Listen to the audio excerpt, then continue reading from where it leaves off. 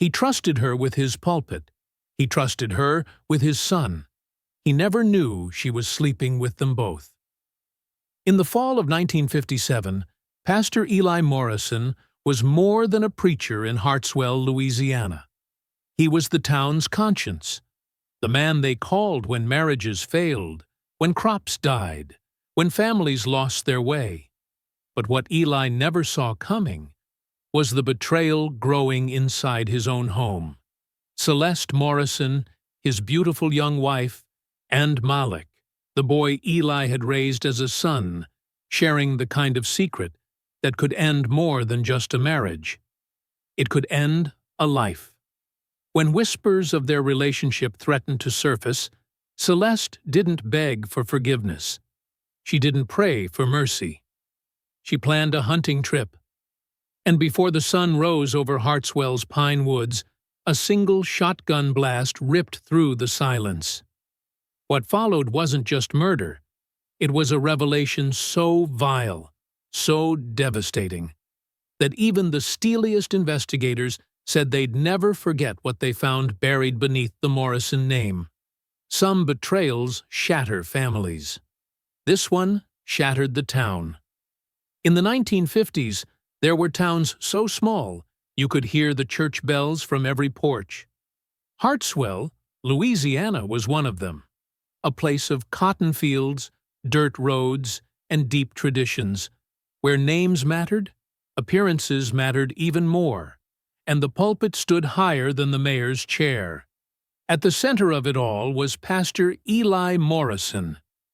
Eli wasn't just the Sunday morning preacher. He was the town's fixer, counselor, wedding officiant, funeral speaker, and sometimes even judge when family disputes spilled beyond the kitchen. By 1957, he had baptized nearly half the town's newborns and buried just as many of their old. People didn't just respect him. They needed him. His wife, Celeste Morrison, was the image of grace. 15 years younger than Eli, she was petite, soft-spoken, and always impeccably dressed. Lace gloves on Sundays, pressed skirts on Mondays. She carried herself like a woman born to belong on a church flyer. To those looking from the outside, she was the perfect partner to a rising man of God. And then there was Malik Morrison. Malik had come into the Morrisons' life when he was just 10 years old. An orphan boy pulled from a broken home and given a second chance by Eli's family ministry. They adopted him formally at age 12, a full ceremony with cake and prayers in the churchyard. Eli often spoke from the pulpit about God's miracles, and Malik was proof, standing proudly beside him Sunday after Sunday. A preacher, a faithful wife, a redeemed son. It was the American dream packaged in a gospel hymn. The Morrison household was a 2-story white frame home with wide porches and ivy creeping up one side. The kind of house that looked like it could never hold a secret. Celeste kept it spotless. Malik mowed the lawn every Thursday like clockwork. Eli studied scripture at the dining table under the same yellow lamp his father once used. If there was any tension, it was invisible. But people in Hartwell didn't ask many questions back then. Not about pastors, not about their wives, not about adopted sons. You smiled, you waved, and you kept your opinions behind closed doors. Still, there were moments, small, almost forgettable moments, that didn't sit right for the few paying attention. And what Pastor Morrison didn't see, what no sermon could save, was that the very family he built on faith, charity, and duty was crumbling into something he wouldn't survive. By 1958, Malik Morrison wasn't the boy everyone remembered. At 19, he was tall, athletic, and strikingly handsome. A young man who turned heads when he walked into Hartwell's corner store or tipped his hat to the ladies after Sunday service.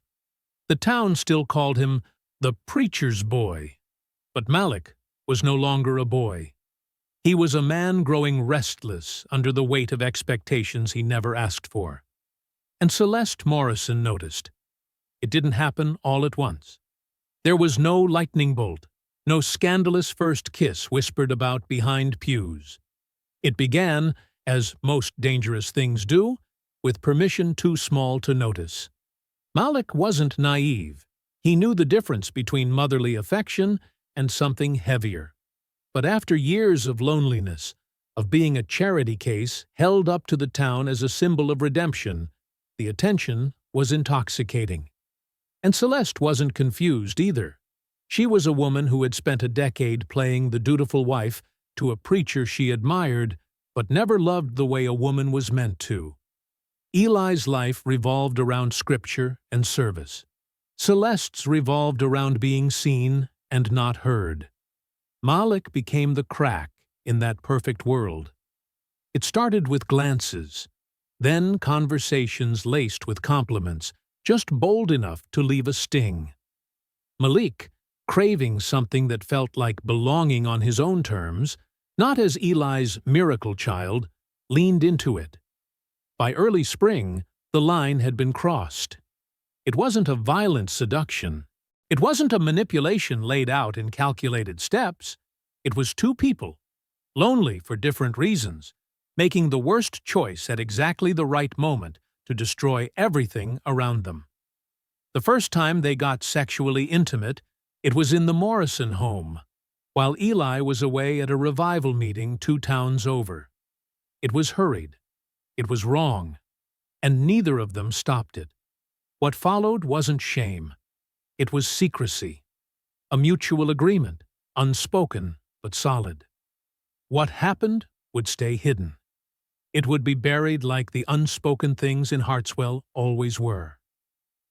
At church, Malik stood beside Eli like always, handing him hymnals and nodding during sermons about purity and forgiveness. Celeste sang in the choir.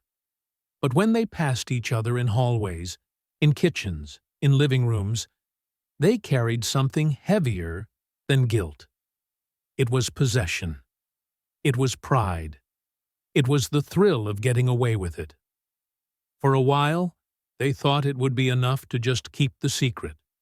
But secrets, like seeds planted deep in quiet soil, don't stay buried. They grow roots, and those roots strangle everything around them. In late summer, rumors began whispering through Hartwell, not about Celeste and Malik specifically, but about the Morrison household, about late-night lights seen through curtains, about raised voices muffled too quickly, about the preacher's son acting strange, distracted, curt. Still, no one dared speak it aloud. Not yet. Inside the Morrison home, however, the affair was no longer a spark. It was a fire, roaring unseen under the polished floors and smiling faces. And when Celeste started hinting, carefully, sweetly, that there might be no place for Eli in their future, Malik didn't resist. He didn't ask what she meant. He didn't question the coldness in her tone. He didn't remember the man who had given him a home when no one else would. He only listened. As the affair deepened, Celeste Morrison understood something that Malik had not yet realized. Desire alone wasn't enough to secure their future. There was still Eli. There was still the house, the church, the town's eyes watching every move. And Eli wasn't a man easily deceived. Celeste knew she couldn't ask Malik to act without a reason, something that would justify the unthinkable, at least in his mind. So she gave him one. It started with casual remarks. Small comments slipped into conversations about how Eli had become distant and critical. Stories about Eli being controlling behind closed doors. Hushed confessions that hinted at anger, at coldness, at emotional bruises no one else could see. None of it was loud enough to raise alarm. It was whispered into Malik's ear like scripture, small lines of poison over weeks and months. He never wanted you, Malik. You were just a project to him. Sometimes I'm afraid to even breathe wrong around him. I wish you knew how different he is when no one's looking." To anyone outside the Morrison home, Eli still looked the same, steadfast, reliable, kind. But Celeste's narrative, carefully spun, began to take root in Malik's mind. Malik, already grappling with guilt from the affair, now saw himself as a protector. He wasn't just sneaking around anymore. He was, in his mind, saving them both. Celeste never outright asked Malik to do anything. She didn't need to. She let the weight of their secret, the shame and the fear of exposure fester until action felt inevitable. Meanwhile, Eli remained completely unaware of the rot spreading inside his home. He still prayed before meals, still praised Malik's hard work in public, still kissed Celeste's cheek every Sunday before walking into the sanctuary. He had no idea that the two people closest to him had already decided he was expendable, and the plan, though not yet spoken aloud, was simple at heart. Eli needed to disappear.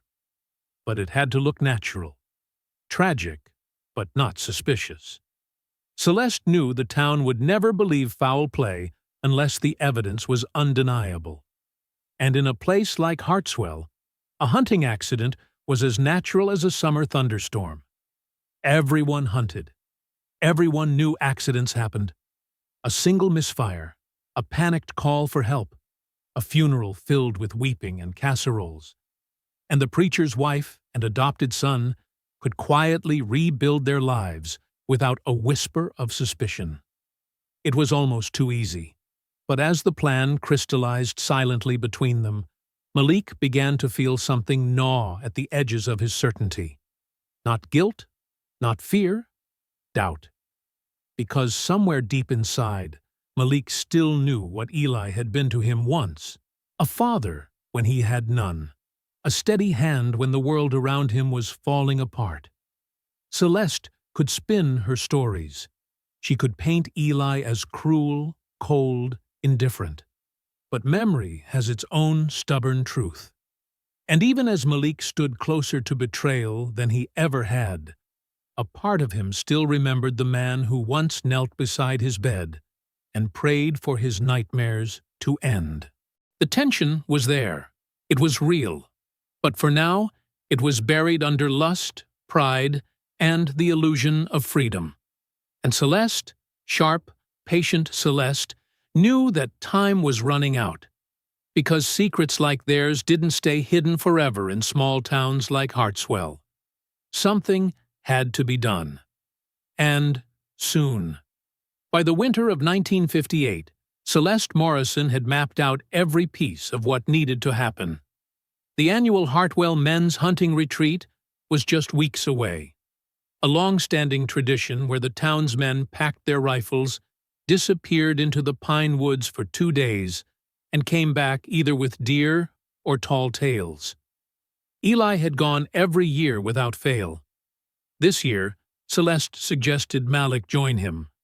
It was perfect. No one would question Eli and Malik heading out into the woods together. No one would question an accident in the chaos of gunfire and rough terrain. And out there, far from town, far from watchful eyes, nature could be blamed for the sin they couldn't explain. Celeste handled the details subtly. She encouraged Eli to take a certain trail, Carter's Ridge, a less-traveled path known for its steep drops and thick underbrush. She made sure Malik had access to Eli's shotgun days in advance. She dropped casual reminders. Be careful. Accidents happen all the time out there. Malik, for his part, moved through the preparations in a haze. He packed the gear, checked the ammunition, sat through family dinners without tasting a bite. In the quiet hours of the night, he doubted. He questioned. He almost backed out. But every time, he found Celeste's face, calm, trusting, waiting, and convinced himself he had no choice. Meanwhile, Celeste cleaned the house as if expecting company. She bought new curtains, rearranged the living room furniture, even baked extra pies for the Women's Guild meeting the week after. Because if there was one thing Celeste Morrison understood better than sin, it was the importance of appearances. She would grieve publicly. She would cry at the right moments. She would dress in mourning black, and no one would suspect a thing. The night before the trip, Eli tucked Malik's duffel bag into the truck bed and patted his shoulder. "We'll have a good time, son. It's been too long." Malik managed a thin smile. Celeste kissed Eli on the cheek before bed, lingering just a moment longer than usual. Malik watched from the hallway, the weight in his chest almost unbearable. But he didn't speak. He didn't confess. He let the plan unfold. Because in Hartwell, loyalty was expected, and Malik had twisted loyalty into something unrecognizable. The morning of the trip, dawn broke cold and sharp over the town. Eli and Malik drove out before sunrise, coffee steaming in tin cups, rifles resting behind the seats.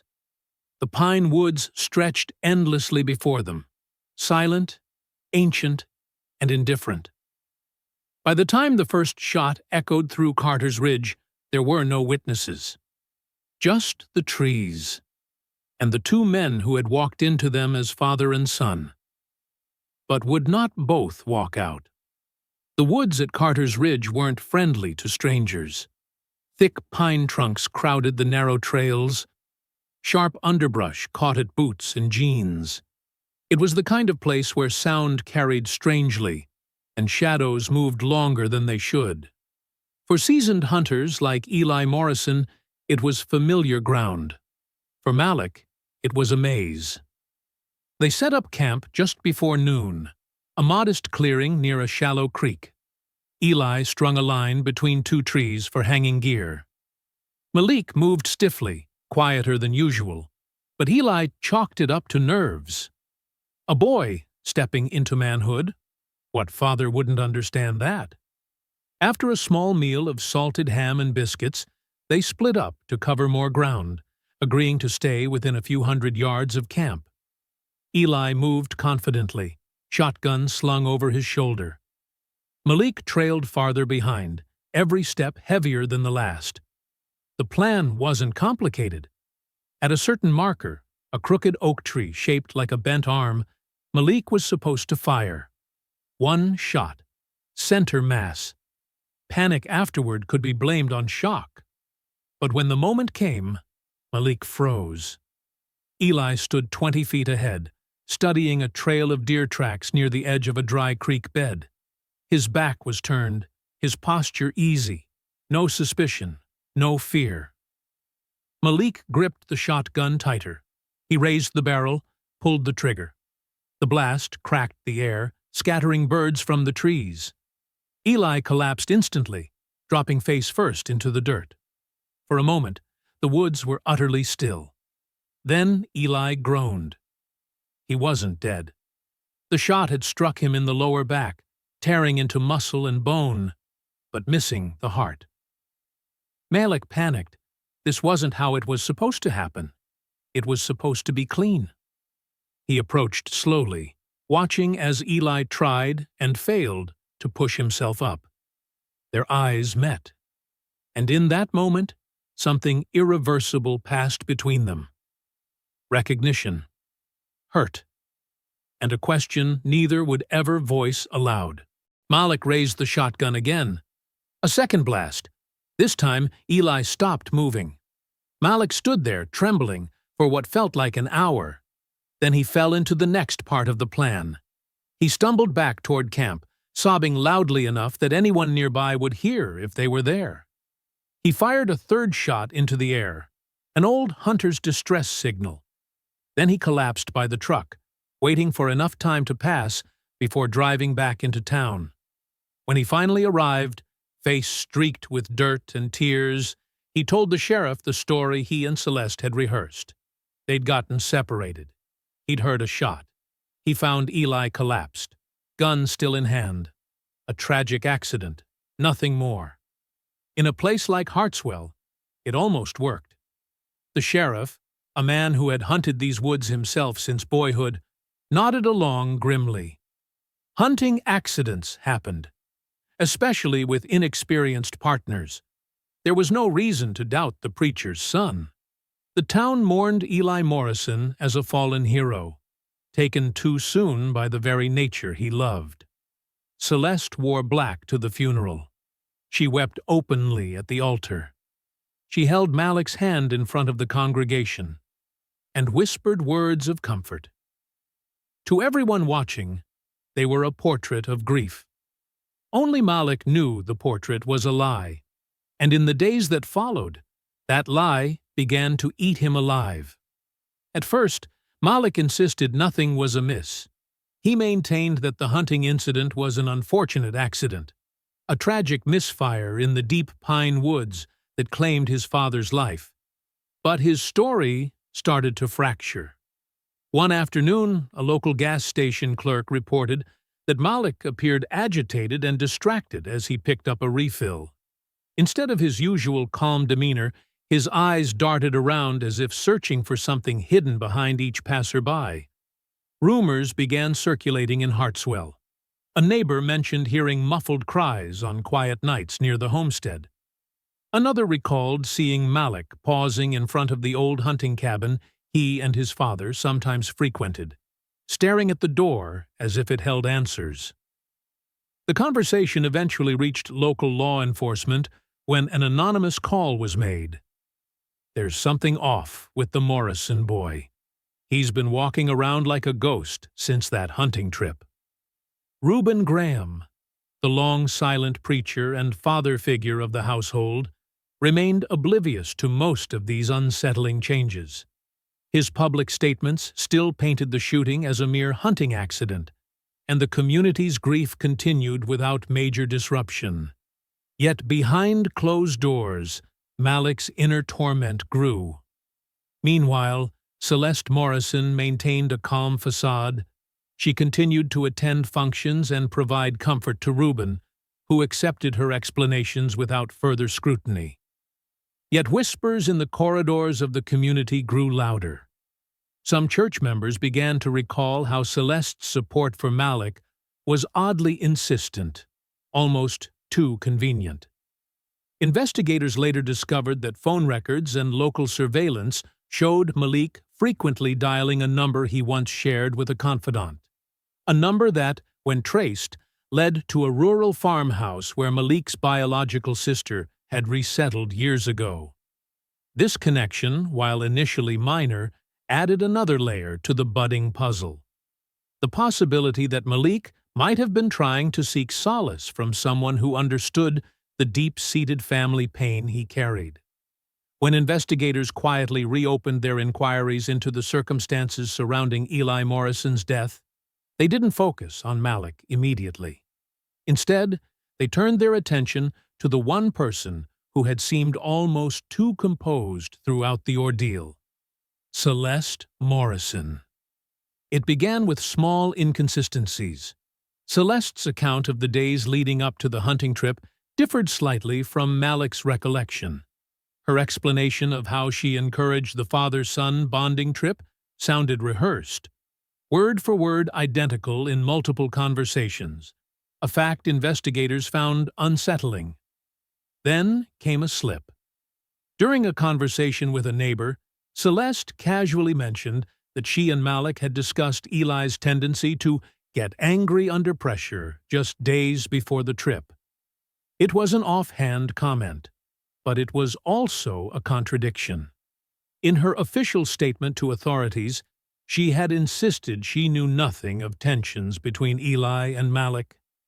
This inconsistency prompted detectives to dig deeper, not through confrontations, but through the quieter channels of a small town. One of the first major revelations came from Tasha Williams, Malik's girlfriend at the time. Tasha, increasingly concerned about Malik's deteriorating behavior, agreed to sit down with investigators. She spoke carefully, reluctant to believe the worst, but unable to ignore the signs. She described Malik's sudden guilt, his mutterings about betrayal, and, most notably, a cryptic comment he made one night after too many drinks. She said it would all be better once he was gone. Tasha hadn't understood it then. She thought he was grieving. Now it sounded very different. Investigators followed the thread quietly, pulling phone records and examining community reports. It didn't take long to discover that Celeste had been making regular, private visits to a house outside of Hartwell, a small farm belonging to a man named Thomas Beecham. Beecham, a former church member who had left the congregation a year prior under unclear circumstances, became a person of interest. Neighbors described seeing Celeste's car there multiple times, usually late at night, sometimes staying until dawn.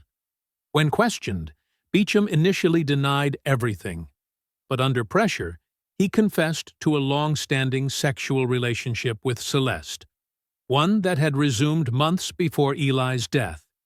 He claimed Celeste had talked about wanting a new life, one unburdened by Eli, the church, and the judgment of Hartwell. And Malik? Beecham said Celeste never mentioned Malik except to say he was eager to protect her. The betrayal ran deeper than anyone had realized. Malik hadn't just been manipulated into eliminating Eli to free himself and Celeste. He had been used as a pawn, discardable the moment Eli was out of the way. The secret life Celeste had carefully constructed was now crumbling. Bank records showed Celeste had quietly emptied small amounts from Eli's private account in the months before his death, funneling them into a separate account linked to Beecham. Letters recovered from a false bottom drawer in the Morrison home revealed Celeste and Beecham discussing plans to leave Hartwell entirely after Eli's funeral, plans that were only derailed when Malik's behavior started drawing suspicion. For the first time, investigators saw the full outline of the conspiracy.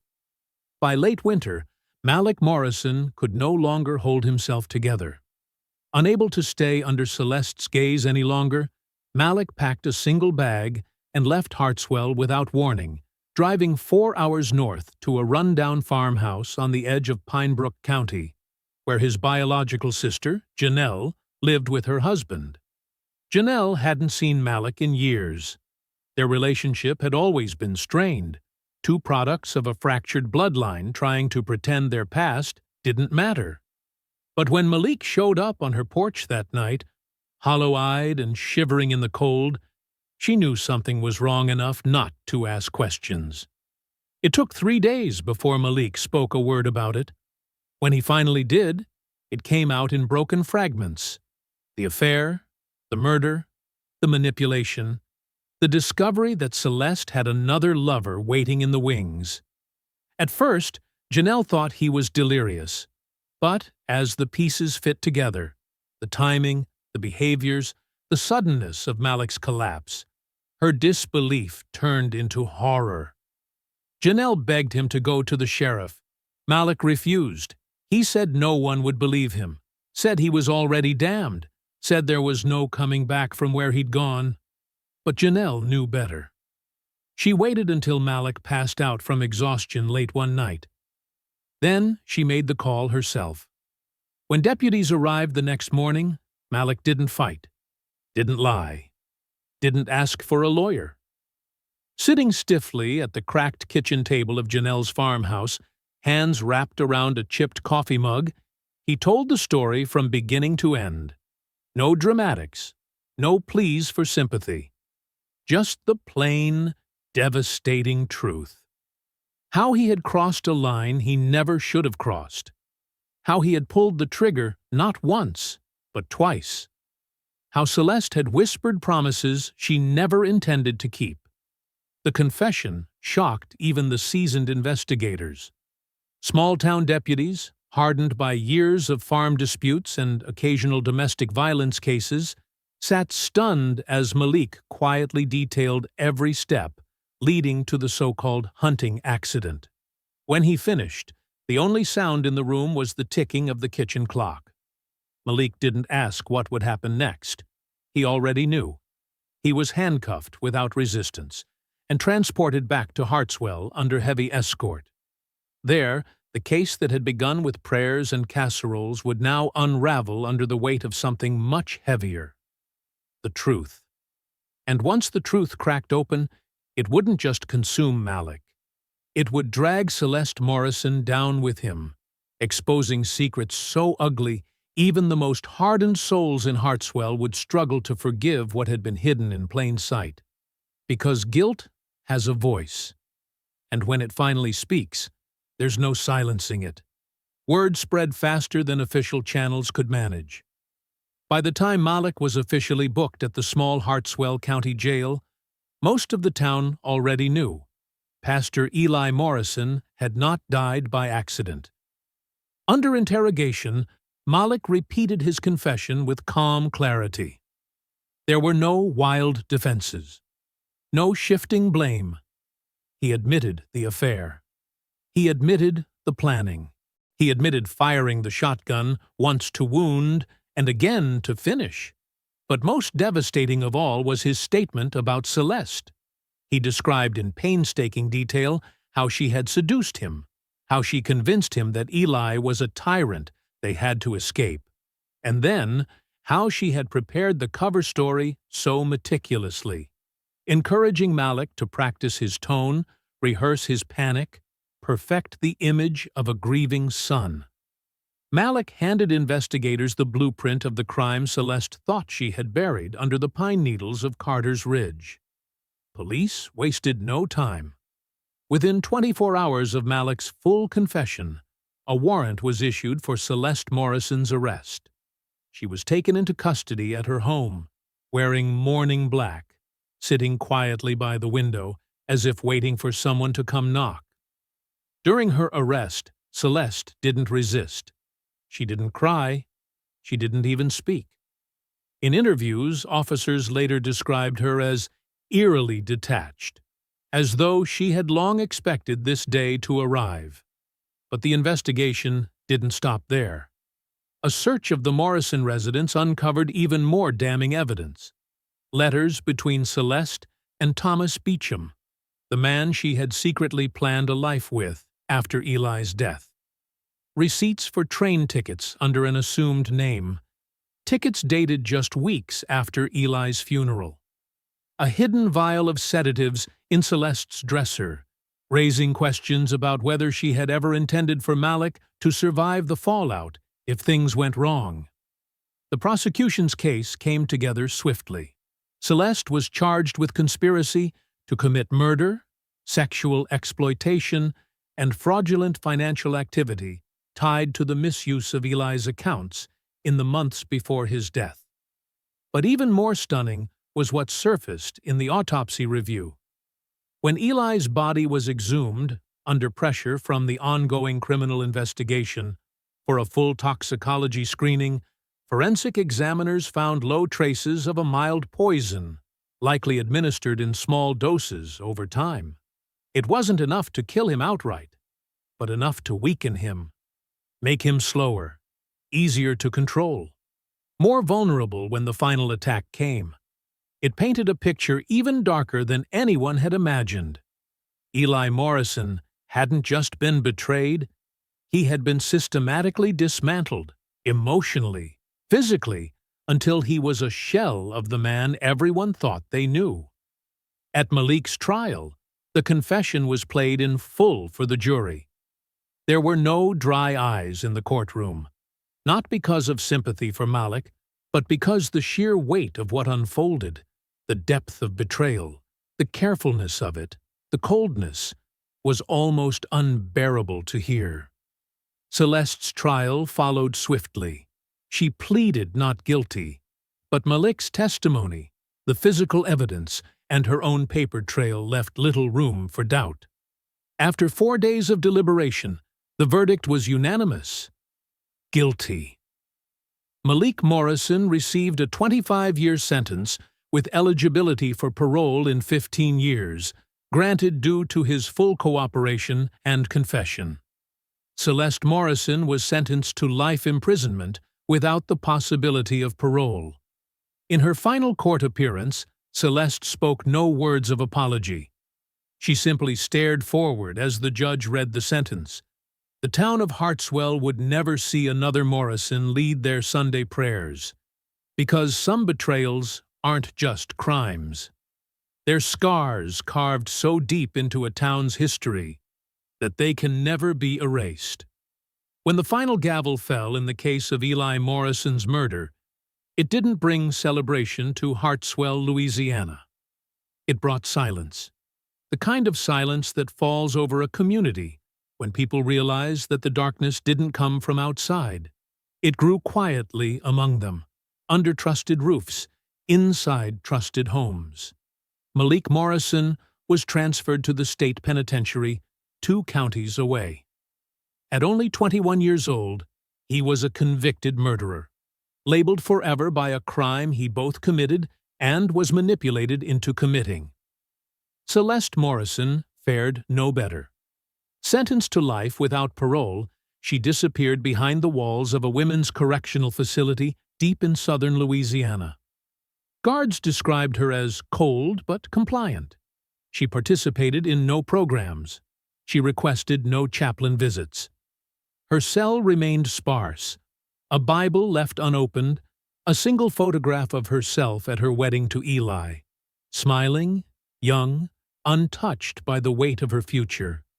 She never filed an appeal, never apologized publicly, never sought redemption. It was as if she had stepped off the face of the earth entirely, leaving behind only a long, rotting wound in a town that desperately wanted to forget her name. The whispers faded. Children grew up without remembering the full story. New families moved into empty houses. The grocery clerks stopped flinching when the Morrison name was mentioned in passing. But for the old-timers, for the ones who sat through the trials, who heard the full confessions, who carried the weight of knowing exactly what had happened, the scars never truly healed. Every time a hunting accident was mentioned, they thought of Eli. Every time a new preacher stood at a pulpit, they measured him against the man who once seemed untouchable, and found themselves flinching at the memory of how wrong they had been. If this story shook you, imagine living next door to it. How well do we ever truly know the people we call family? Subscribe for more twisted true crime stories. Because behind every closed door, there's a story someone prays never gets told.